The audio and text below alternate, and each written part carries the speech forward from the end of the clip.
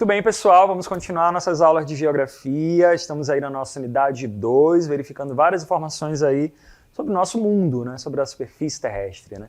Eu sou o professor Jefferson, estou aí com vocês, estamos estudando nessa aula, a nossa aula 18, né? Objeto de conhecimento, corporações e organismos internacionais e do Brasil na ordem econômica mundial.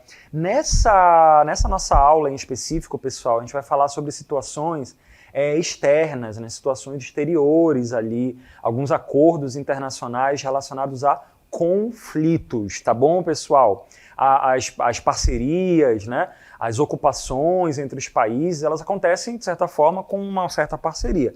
Mas ao longo da história, a gente tem visto que ocorreram alguns conflitos, sim. Aqui na América Latina existem conflitos, né, relacionados ali também a território. E é isso que a gente vai ver nessa aula agora. Vamos lá.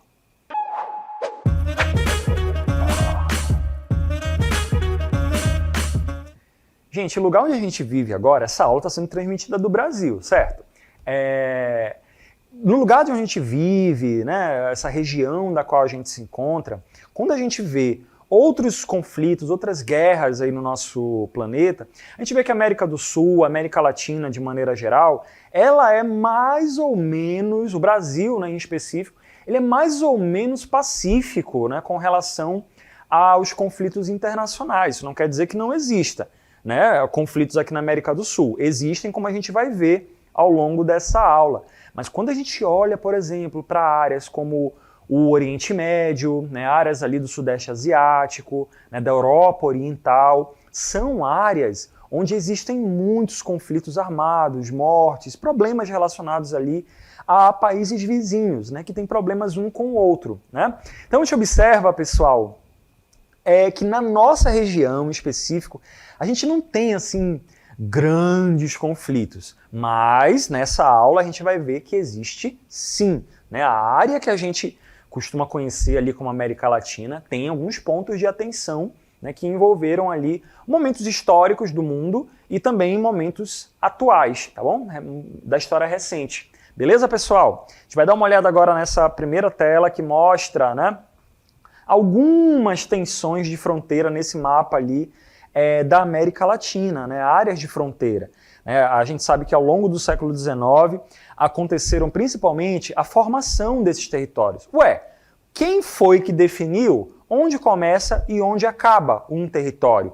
E isso antigamente, quando não existia internet, não existia tecnologia, não existia...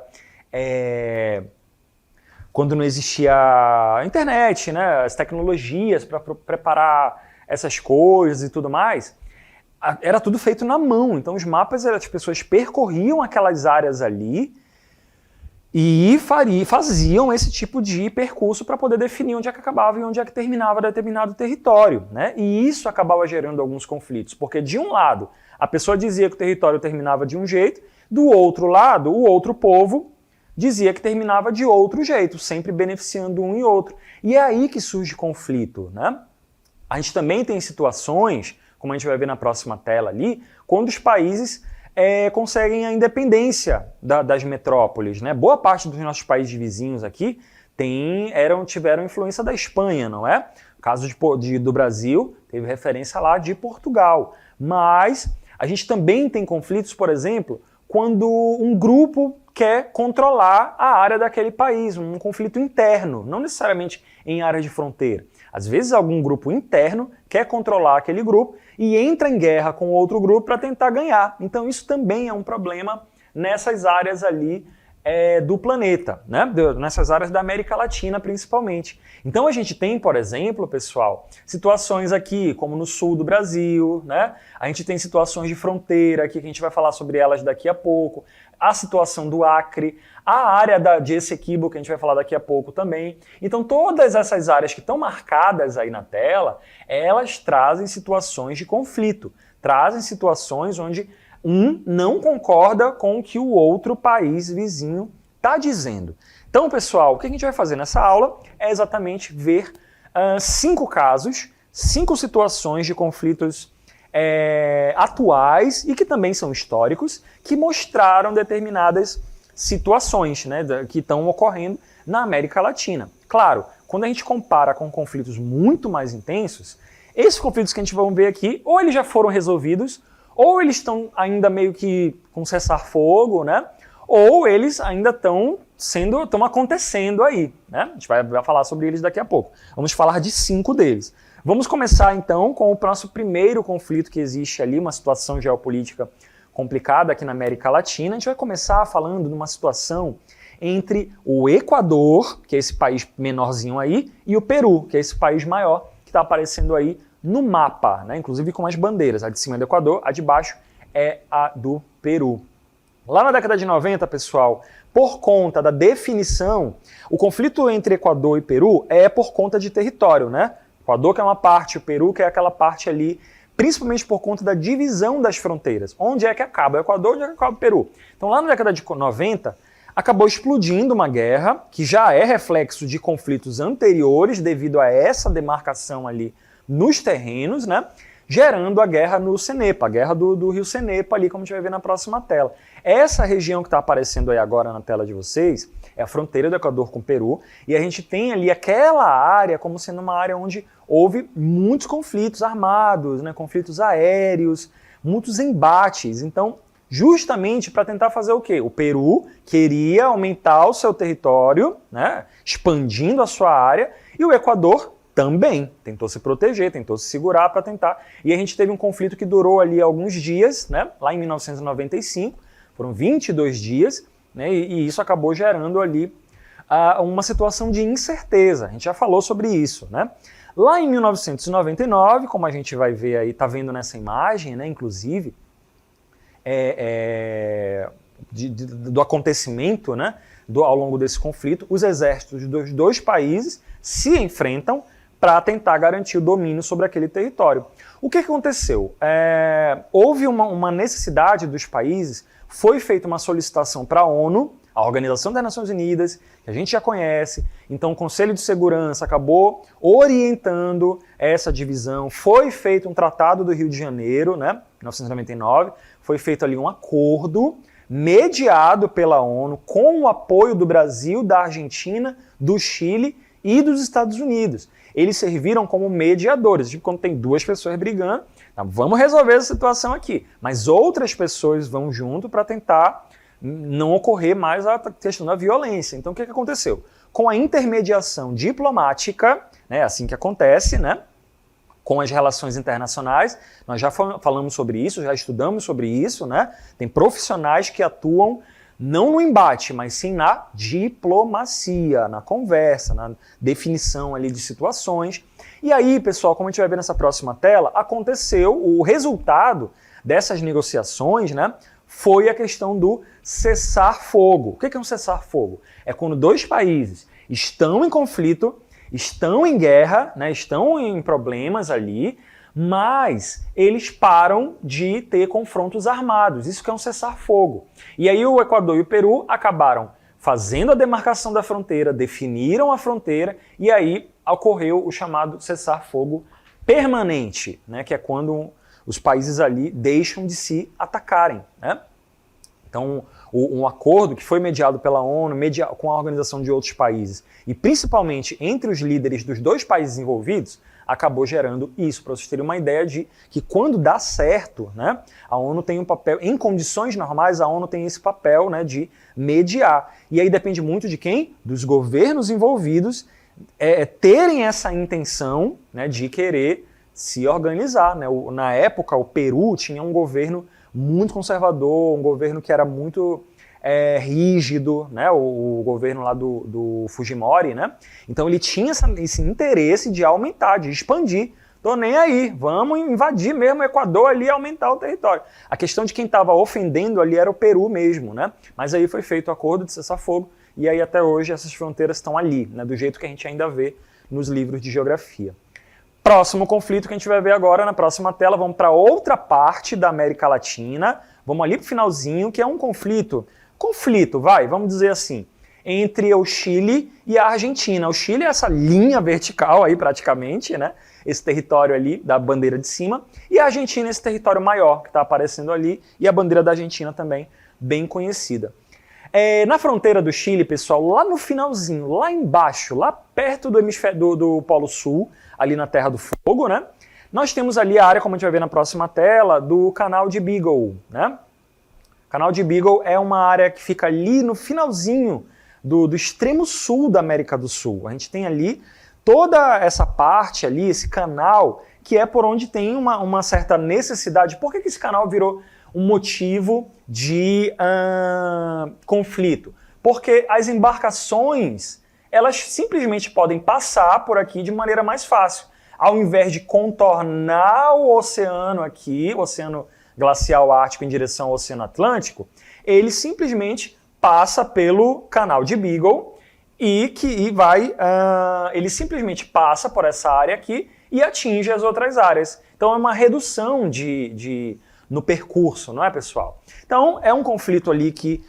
qual é a necessidade desse conflito? Quem vai ter o controle sobre aquela área ali, né? A gente vai ver na próxima tela ali, década de 70 e 80, houve uma briga, né, vamos dizer assim, para quem ia ter posse dessas 3 ilhas, aquela parte de baixo ali, né, na entrada oriental do canal. Então a gente tem ali quem que vai controlar essas áreas ali ao redor desse canal, né, que é um canal importante para as embarcações, para várias situações também, poder circular, né? Lembra, vocês viram que a gente viu? Uma coisa é você dar a volta por todo o canal, outra coisa é cortar caminho pelo Canal de Beagle. Então esse que é um dos fatores que geram interesse para ter o controle sobre aquelas áreas.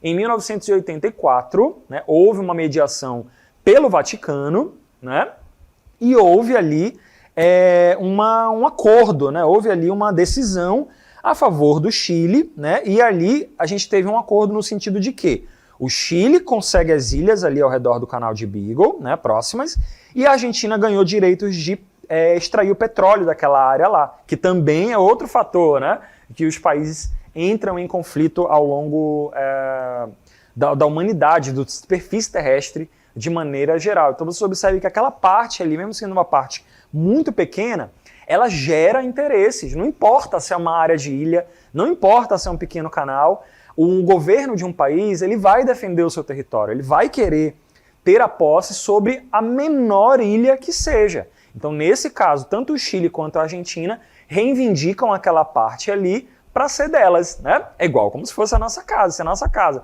tem uma árvore que está ali, né? E tem uma outra pessoa que começa a colocar coisas da casa dela ali ao redor para tentar ter domínio sobre aquela árvore ali, ninguém vai gostar, né? O dono não vai gostar. Então, essa é a lógica. Nesse sentido, pode ser um pedaço, né? Pode ser o muro em si, né? Mas se não for da pessoa, se for nosso, a gente vai querer voltar a ter controle sobre aquelas áreas, né? Então, quando a gente fala de geopolítica, de relações internacionais entre os países, todos eles vão querer brigar pelo seu, né? Farinha pouca, meu pirão primeiro, não tem aquele ditado? Então, vamos ver. Quando a gente fala de relações internacionais, é assim que funciona. Vamos seguir agora para uma outra parte ali, e agora prestem atenção, hein? Essa outra parte aí, ela é ali pertinho também, viu?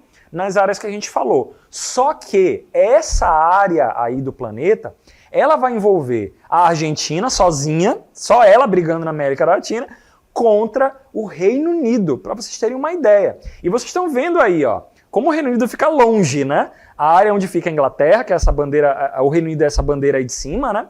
Que é onde fica a Inglaterra, e a Argentina, que é essa bandeira de baixo, que a gente já falou. A Argentina também tem um conflito histórico com o Reino Unido por conta das Ilhas Malvinas, que é um conjunto de ilhas que fica pertinho ali do Canal de Beagle, né? Que para nós aqui a gente chama de Ilhas Malvinas, mas elas são nomeadas como Ilhas Falkland, né? Como a gente vai ver aí nessa tela, né? Esse mapa é o mesmo mapa que a gente viu agora há pouco, mas agora a gente está falando de uma outra partezinha aqui, né? As Ilhas Falkland, que são as Ilhas Malvinas, é essa parte aí do planeta, que a princípio era para ser, né, por conta da posição geográfica, para ser da Argentina, né? Que é esse território em verde aí. Só que historicamente, pessoal, a gente tem ali, né, um controle da Inglaterra, do Reino Unido nessa área aí. Então, ora, se eu cheguei aqui, se eu domino, é meu, né? Apesar de que, geograficamente falando, é um território que está mais próximo ali da Argentina. Então, em teoria, é como se fosse da Argentina, sim, né? É um arquipélago que é localizado no Oceano Atlântico e só que, qual é a situação, como a gente vai ver na próxima tela? Ele pertence ao Reino Unido e ele fica, né, na área do Oceano Atlântico ali, no meio, né? É afastado ali daquelas áreas. Então, pessoal, tem essas situações ali. Uma coisa é você ter o período das grandes navegações, onde as potências europeias chegaram nos continentes, na América, e também conseguiram controlar outras ilhas, né? Naquela área ali dos territórios ali ao longo do mundo todo. Até hoje, as Ilhas Malvinas, elas foram motivo de conflito por conta da Argentina, a gente vai ver isso na próxima tela, né, inclusive, né, porque qual é a situação? Essas ilhas ficam próximas, né, do território ali da Argentina, mas a gente tem ali uma ocupação inglesa daquelas áreas ali, né, até porque o Reino Unido também domina outras ilhas ali daquela região, né, Geórgia do Sul, Sandwich do Sul. Tanto a Inglaterra quanto a França, os Estados Unidos também são donos, né, vamos dizer assim, dominam várias ilhas ao longo do Oceano Pacífico, por exemplo, né? A gente tem ali, né, muitos exemplos, né, de ilhas que não necessariamente são do país mais próximo, né? Por exemplo, a gente tem aí algumas ilhas brasileiras que são do território do Brasil. Ninguém reivindicou aquelas áreas ali. Então é daquelas áreas porque são próximas do território brasileiro, né?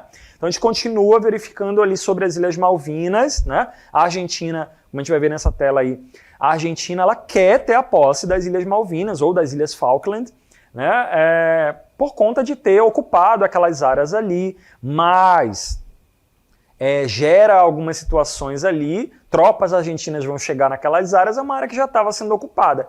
Eles conseguem ocupar aquela área ali, né, onde vai ver na próxima tela ali, né, na década de 80, já tinham conseguido ocupar aquela área, mas sempre foram mantidas ali sob o controle do Reino Unido. Né? Em 1982, a gente tem ali um período de ditadura militar na Argentina, uma nova necessidade de tentar ocupar aqueles territórios ali.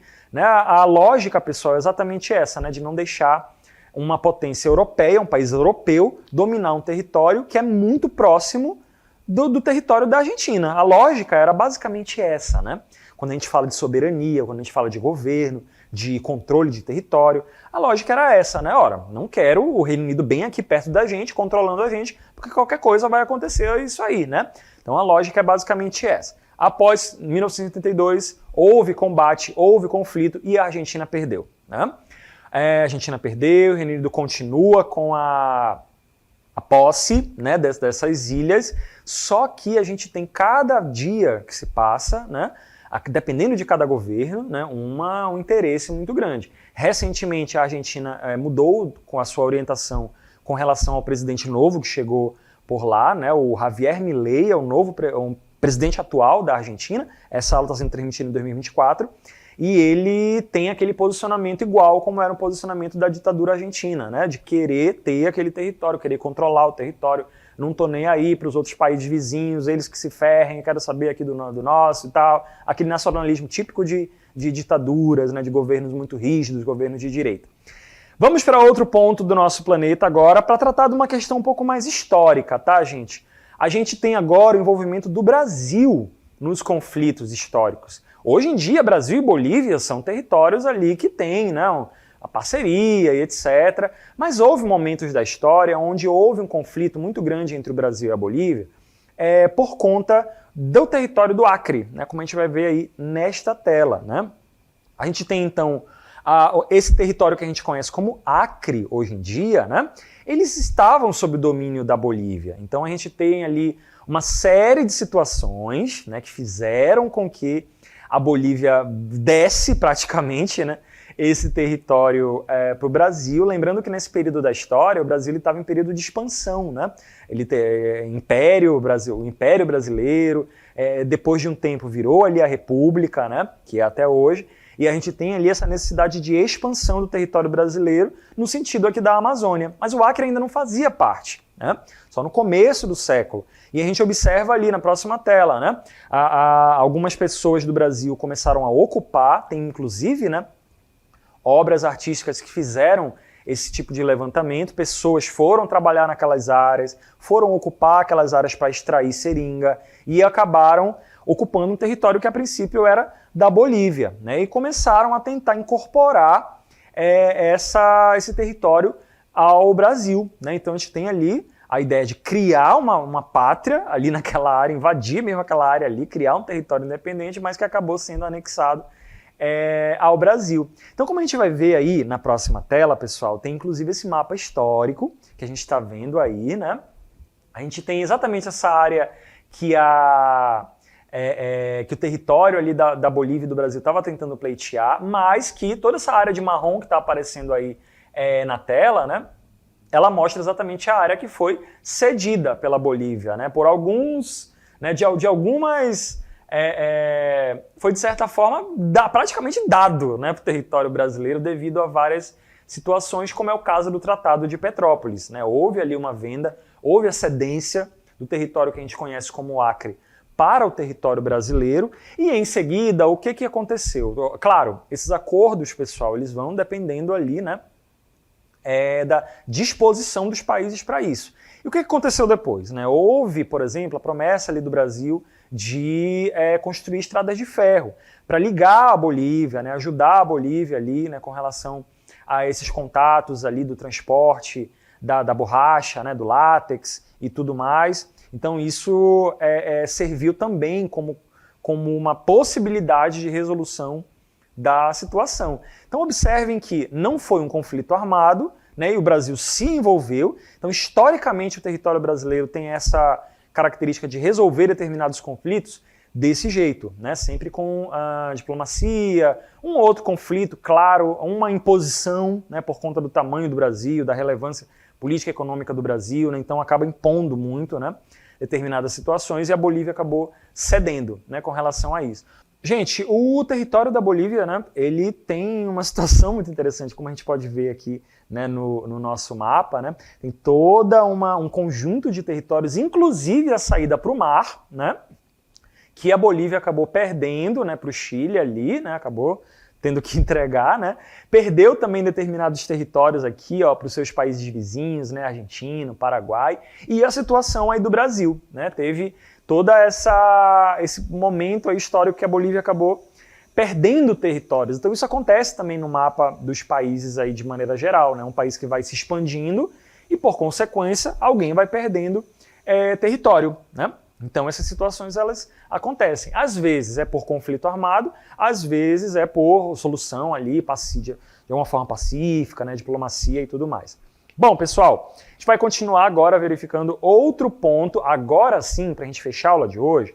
Esse ponto, sim, ele está sendo muito observado pelo mundo todo atualmente, pelo Brasil, que é o conflito entre Venezuela e Guiana. A Venezuela é essa bandeira de cima aí, e o país maior, né? E a Guiana é o país vizinho dele ali, com essa bandeira aí de baixo, né? Pessoal, são países vizinhos. O que está acontecendo hoje em dia? Dos conflitos que a gente viu ao longo dessa aula, esse é o que ainda estamos vendo, né? Estamos acompanhando acontecendo. Essa aula está sendo transmitida em 2024. Né? Então o que está acontecendo? O território da Venezuela e da Guiana, eles estão disputando uma área ali que a gente conhece como a região de Essequibo. A gente vai ver na próxima tela. Né, que é exatamente essa área. Nós temos o mapa da Venezuela, né, temos o mapa da Guiana ali do lado direito, né, no lado leste, e essa área de vermelho aqui é exatamente a área de Essequibo, né, que é uma área que a Venezuela quer pegar de volta e anexar ao território da Venezuela e deixar a Guiana só com aquele pequeno outro espaço ali. Né? Lembrando que a Guiana é a antiga Guiana inglesa, né? E aí tem toda essa situação ali, que é basicamente a situação atual. A Venezuela, o presidente atual da Venezuela, que foi inclusive reeleito recentemente, né, o Nicolás Maduro, é um governo que é considerado pela comunidade internacional, pelo menos a grande maioria, já é considerado como uma ditadura, mesmo tendo características de democracia, devido ao controle muito rígido das coisas que existem dentro do território da Venezuela. Então tem sido observado de maneira muito negativa o governo venezuelano atualmente, né? E ainda aconteceu isso, né, da questão do território de Essequibo. Coincidiu, inclusive, com esse momento de reeleição do Maduro, né, onde você tem essa necessidade da questão do território, desse interesse do líder venezuelano de anexar um território de um país vizinho. E isso acabou gerando um conflito, porque óbvio como a gente vai ver de novo na tela, né, é que o território da Guiana, o chefe atual da Guiana, o chefe de governo, né, não vai querer que isso aconteça. O que aconteceu, pessoal? Foi feito um referendo, né, a Venezuela votou o referendo, óbvio, né? O referendo era basicamente isso, você deseja que o território de Essequibo seja anexado à Venezuela, para que dizer não? Né? Um território a mais, né, para o país. Né? Então é um tipo de referendo que não faz sentido. Né? A Guiana não aceita esse tipo de decisão. O chefe atual, inclusive, da Venezuela mandou mudar os livros de geografia, né, os livros didáticos, já colocando Essequibo como se fosse território da Venezuela. Então vocês teriam uma ideia, né, como as coisas são. Né?